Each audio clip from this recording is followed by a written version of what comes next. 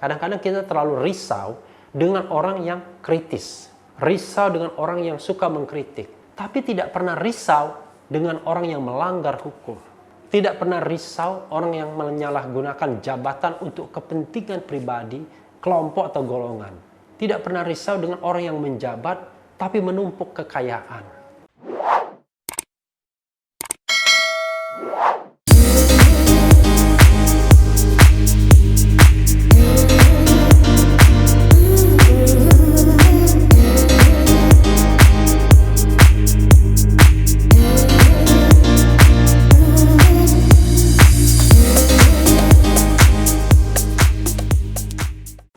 Assalamualaikum warahmatullahi wabarakatuh. Sobat RH sekalian, jumpa lagi di channel yang keren ini, Keren Cadas. Kali ini kita masih tetap Uber. Nah, yang di Uber ini berita yang penting bagi pembangunan demokrasi, termasuk kebebasan berserikat, berkumpul, mengeluarkan pendapat, yang sering menjadi persoalan akhir-akhir ini. Tidak heran Freedom House misalnya melansir bahwa sejak 2016 sampai hari ini kita adalah negeri separuh bebas. Jadi partly free, bukan negara bebas sebagaimana yang merupakan cita-cita reformasi kita ketika menumbangkan rezim otoriter Orde Baru. Jangan sampai kemudian kita mengulangi sejarah. Peralihan dari Orde Lama ke Orde Baru awalnya membawa harapan, tapi kemudian ternyata harapan itu semu setelah 32 tahun. Dari Orde Baru ke Orde Reformasi, sekarang sudah berlangsung selama 24 tahun. Jangan pula menjadi semu. 22 tahun ya, tahun 98, 2020. 22 tahun. Jangan juga harapan itu menjadi harapan yang semu juga. Kita harus pastikan bahwa reformasi ini membawa kebaikan bagi kita semua dan merupakan jalan bagi kita untuk menatap masa depan, membangun bangsa ini menjadi bangsa yang besar, yang open mind, terbuka dengan pemikiran-pemikiran, bukan bangsa yang picik, yang tidak bisa melihat perbedaan pendapat. Nah, beritanya apa? Beritanya mengenai desakan agar Din Samsudin ditendang dari kepengurusan dari sebagai anggota MWA ITB, yaitu Majelis Wali Amanat ITB. Judulnya adalah 3 alasan alumni desak MWA ITB copot Din Samsudin. Bayangkan, entah semua alumni atau sebagian alumni atau alumni yang berafiliasi, kita tidak tahu. Dilansir tempo.co, Jakarta, alumni Institut Teknologi Bandung meminta Majelis Wali Amanat ITB mencopot Din Samsudin dari keanggotaan majelis. Permintaan ini tertuang dalam surat yang ditujukan kepada Menteri Pendidikan dan Kebudayaan serta Ketua Wali Amanat ITB. Ada 1.355 alumnus yang tercantum dalam surat tersebut. Luar biasa ya. Tapi kan jumlah alumni ITB jauh lebih besar dari yang mengusulkan itu kan. Mengatasnamakan diri gerakan anti radikalisme. Wah, jualannya radikal juga ya. Alumni Institut Teknologi Bandung, mereka mengaku berasal dari berbagai jurusan di ITB dari angkatan 1957 hingga 2014. Untung tidak angkatan 2020 ya. Para alumni menganggap Pak Din Samsudin melanggar statuta ITB. Kata salah satu alumni, Ahmad Syarmidi, ketika dikonfirmasi Jumat 26 Juni 2020. Berikut 3 alasan alumni meminta Majelis Wali Amanat mencopot Din Samsudin.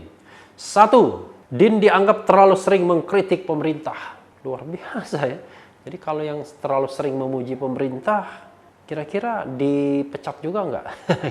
Padahal sama saja loh. Mengkritik sama memuji itu dampak buruknya jangan-jangan lebih banyak memujinya dibandingkan mengkritik.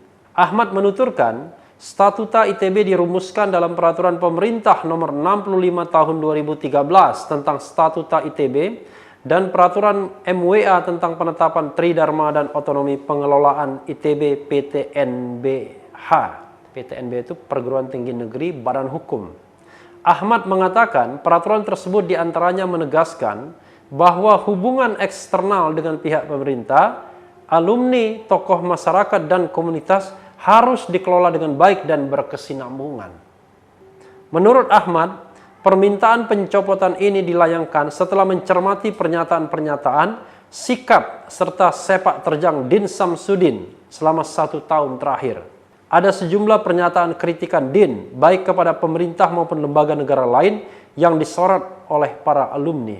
Yang pertama ialah pernyataan Din pada 29 Juni 2019.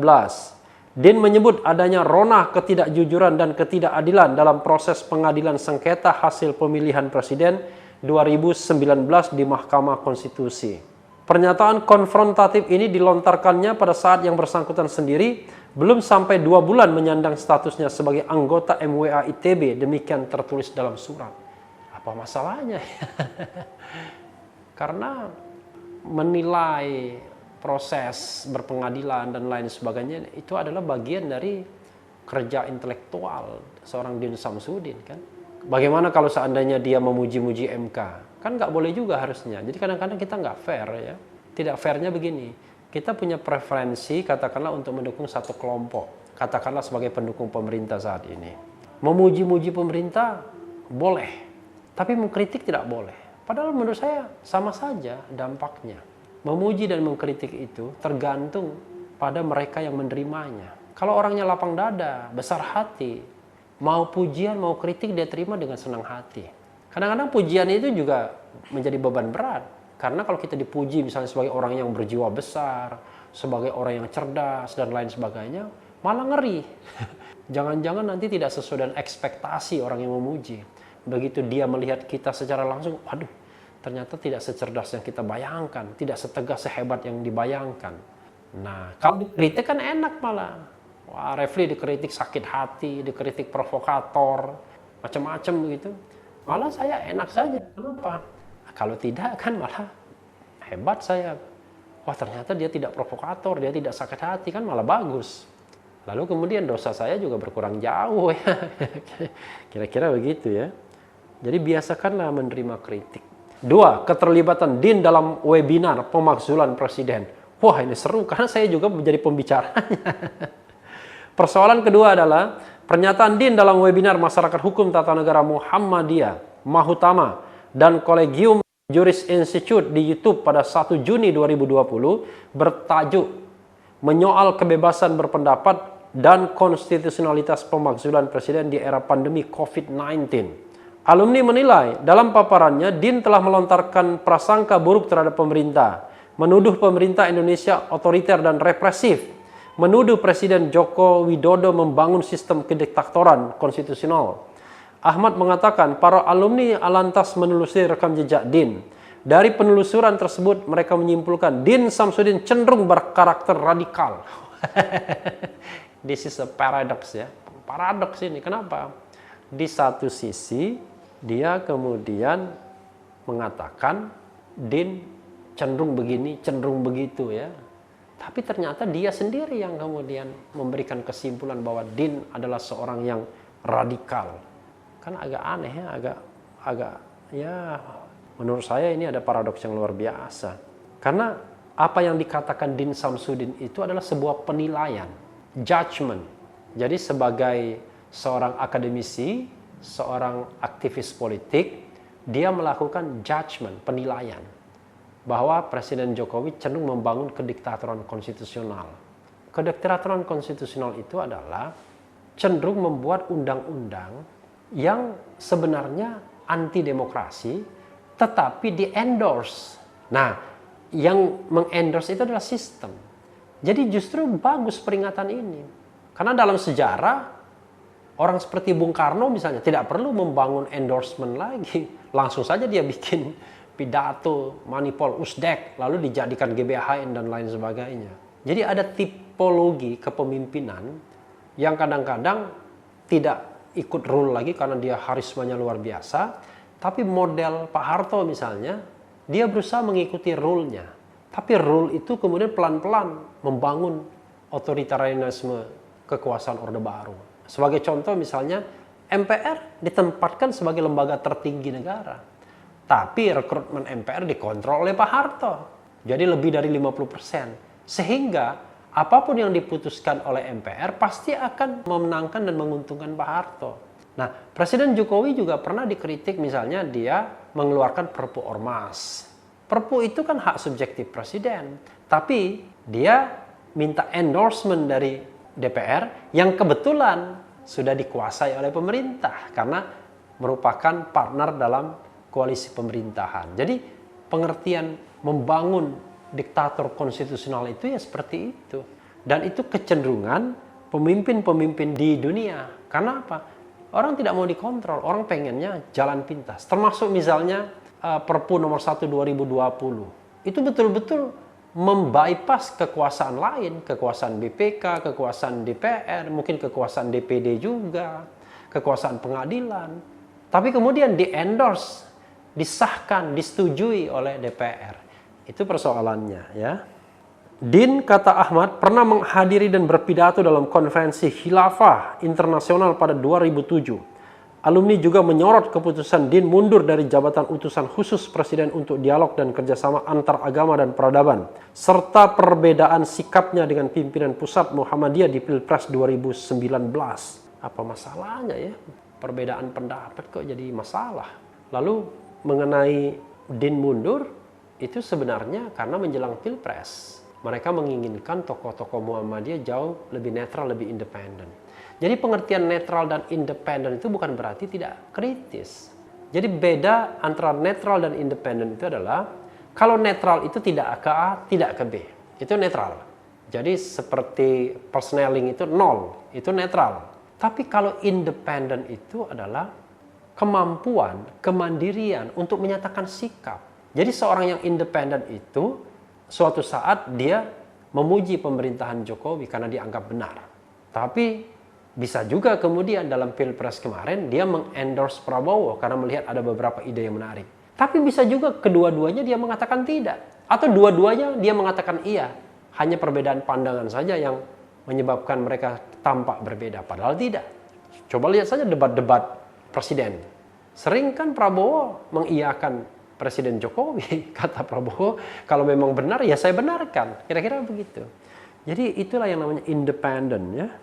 Dan saya kira seorang Din Samsudin adalah seorang yang independen. 3, Din dianggap tak segan menyerang pemerintah. Waduh, ini luar biasa lagi. Gerakan anti radikalisme alumni Institut Teknologi Bandung pun menilai Din secara konsisten selalu mengambil sikap konfrontatif terhadap pemerintah. Mereka melihat Din justru berharap terjadi konflik dengan pemerintah. Tak segan selalu menyerang pemerintahan Jokowi dengan tuduhan-tuduhan negatif yang dianggap tak cukup memiliki validitas. Nah, kalau tidak cukup memiliki validitas ya itu berarti kan kelemahan Din Samsudin dong. Ngapain disuruh berhenti ya kan? Artinya Din tidak kredibel. Tapi kalau dia kredibel bagaimana? Kalau dia mengkritik disertai dengan fakta, data, ya, analisis yang benar dan lain sebagainya. Din juga dianggap memiliki tendensi untuk mudah melontarkan pernyataan agitatif kepada masyarakat yang berpotensi menimbulkan konflik, cenderung berkarakter radikal, luar biasa ya.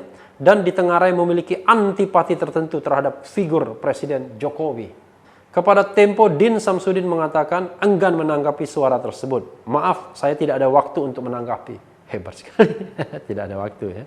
Ujar mantan Ketua Umum Pimpinan Pusat Muhammadiyah ini saat dihubungi Jumat 26 Juni 2020. Ya itulah 3 senjata untuk mendongkel Din Samsudin ya.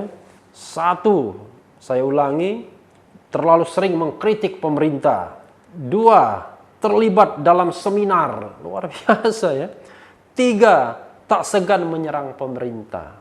Perbedaannya, jadi mengkritik pemerintah, menyerang pemerintah. Sobat era sekalian, ini yang sebenarnya saya pribadi sangat concern, ya, khawatirkan dalam era pemerintahan sekarang ini. Tidak hanya orang lingkar kekuasaan yang merasa alergi, tapi bisa juga pendukung-pendukungnya. Ya entah pendukung ini punya link kepada lingkaran kekuasaan kan kita tidak tahu. Jadi istilah Jawanya nyilih tangan nyilih tangan orang lain untuk nabok.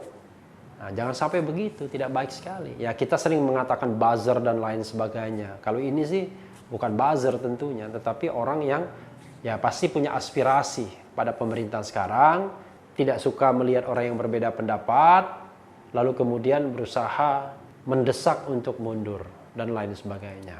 Kalau semua orang dibegitukan, saya kira tidak akan ada orang yang memiliki jabatan di Republik ini yang kritis. Semua orang tidak boleh kritis ketika menjabat. Wah, bahaya sekali. Coba lihat pidato Presiden Jokowi di depan para menterinya tanggal 18 Juni kemarin yang baru dilansir 10 hari kemudian, yang sekarang heboh. Tidak segan-segan Presiden mengkritik secara langsung para menterinya. Coba kalau kita lakukan itu terhadap Menteri Jokowi, kita melakukan hal yang sama seperti yang dikatakan Presiden Jokowi, bahwa menteri tidak punya sense of crisis, menteri bertindak biasa-biasa saja, waduh, langsung kita dikatain macam-macam ya, radikal dan lain sebagainya. Padahal fakta ini diungkapkan sendiri oleh Presiden Jokowi. Jadi jangan salah juga kalau orang mengkritik presidennya. Karena dalam sistem pemerintahan presidensial kan primus inter pares-nya presiden. Tidak ada yang namanya bawahan salah. Kalau bawahan itu tidak bekerja dengan baik, salahkanlah atasannya. Berarti atasannya kurang bagus. Mungkin dalam merekrut juga kurang bagus. Mungkin juga dalam mendirect, dalam mengarahkan. Ya wajar saja. Karena kan tidak semua menteri-menteri Jokowi berasal dari saku Jokowi sendiri. Lebih banyak, ya mungkin 50-50 disodorkan oleh partai-partai politik pendukung. Saya dalam video sebelumnya mengatakan jangan-jangan kenal saja baru saat itu. Karena itu untuk vitamin demokrasi, Presiden Jokowi justru harus lebih banyak mendengarkan kritik ketimbang pujian. Orang-orang yang memuji itu orang-orang yang barangkali ingin mendapatkan sesuatu, ingin mendapatkan jabatan atau ingin mempertahankan jabatan dan lain sebagainya. Jadi dengarkanlah masukan-masukan. Yang konstruktif diambil, yang tidak konstruktif abaikan saja. Misalnya gini, saya memberikan masukan. Sering sekali orang kadang-kadang cuma melihat judulnya saja ya, atau mengatakan langsung menuding orangnya. Ini orangnya karena baru diberhentikan dari BUMN. Padahal saya katakan 90% orang diberhentikan oleh Menteri Erick Thohir. Tapi jangan lupa, Menteri BUMN akhir-akhir ini juga dikritik dengan pedas oleh beberapa komponen masyarakat, termasuk oleh Adian Apitupulu.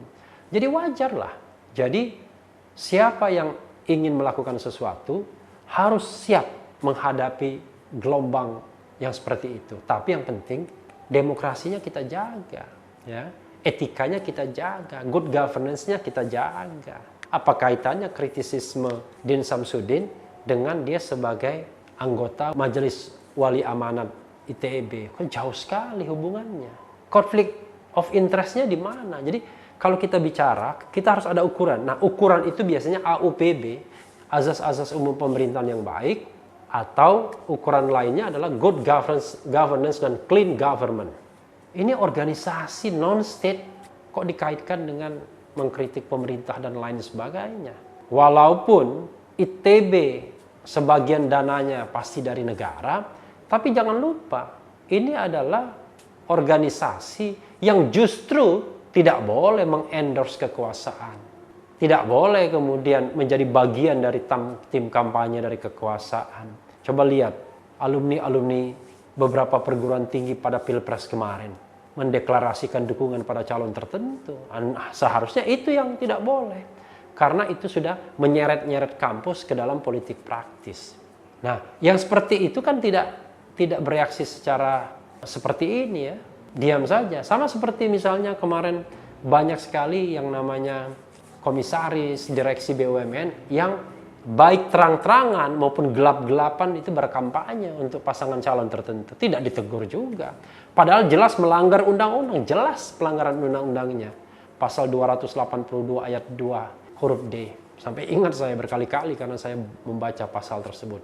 Tidak ada teguran. Bahkan mereka yang berkampanye bisa bertahan karena pemenangnya sama. Kalau pemenangnya berbeda sudah lama ditendang juga. Jadi itulah persoalan kita. Kadang-kadang kita terlalu risau dengan orang yang kritis. Risau dengan orang yang suka mengkritik. Tapi tidak pernah risau dengan orang yang melanggar hukum. Tidak pernah risau orang yang menyalahgunakan jabatan untuk kepentingan pribadi, kelompok atau golongan. Tidak pernah risau dengan orang yang menjabat tapi menumpuk kekayaan. Yang penting orang itu mengendorse penguasa, memuji penguasa, selesailah persoalan. Padahal justru di situ masalah terberat kita. Sehingga yang direkrut dalam gerbong kekuasaan Selalu orang-orang yang seperti itu.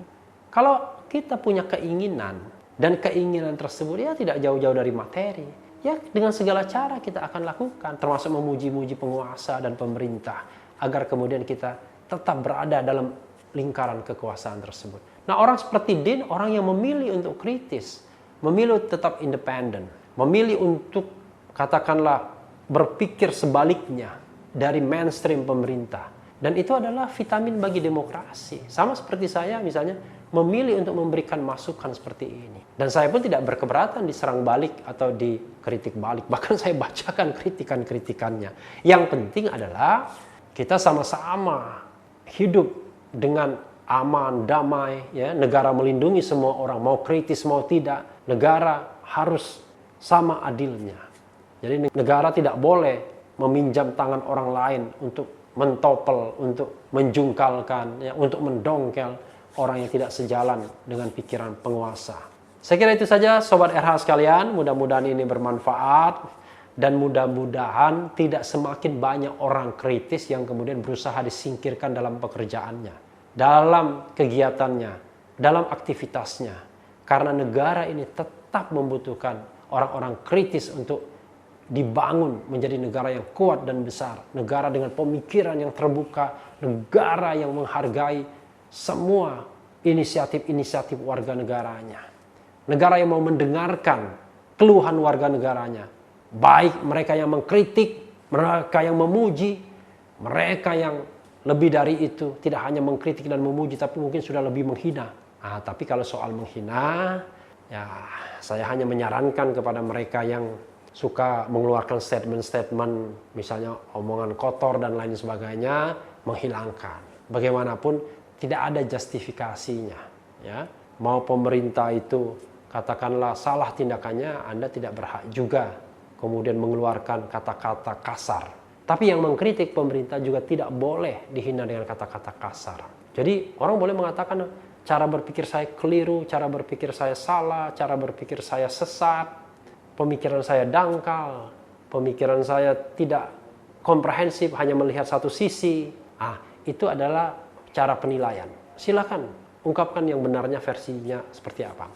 Tapi mungkin tidak terlalu baik kalau kemudian cara membalas kritiknya bahwa Din Samsudin itu radikal, Din Samsudin itu begini, Din Samsudin itu begitu. Apalagi cuma sekedar terlibat atau menjadi pembicara seminar lalu dipersoalkan. Waduh, luar biasa demokrasi kita kalau begitu ya.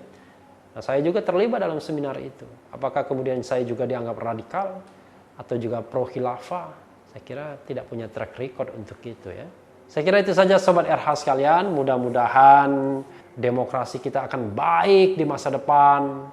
Presiden Jokowi meninggalkan legacy yang akan dikenang orang. Tidak menjadi presiden baru yang membangun otoritarianisme baru yang kemudian kita akan sesali. Karena reformasi dibangun dengan darah dan air mata, dengan nyawa para syuhada, pejuang-pejuang reformasi dari kalangan kampus. Yang penting tetap di channel ini, karena di channel ini Anda akan dirayu, ditipu, dicecar, dibaperin, diuber pula di jalur khusus. Karena channel ini adalah channel yang memeras, mengancam, dan membenci. Jangan lupa subscribe, like, comment, and share. Ciao!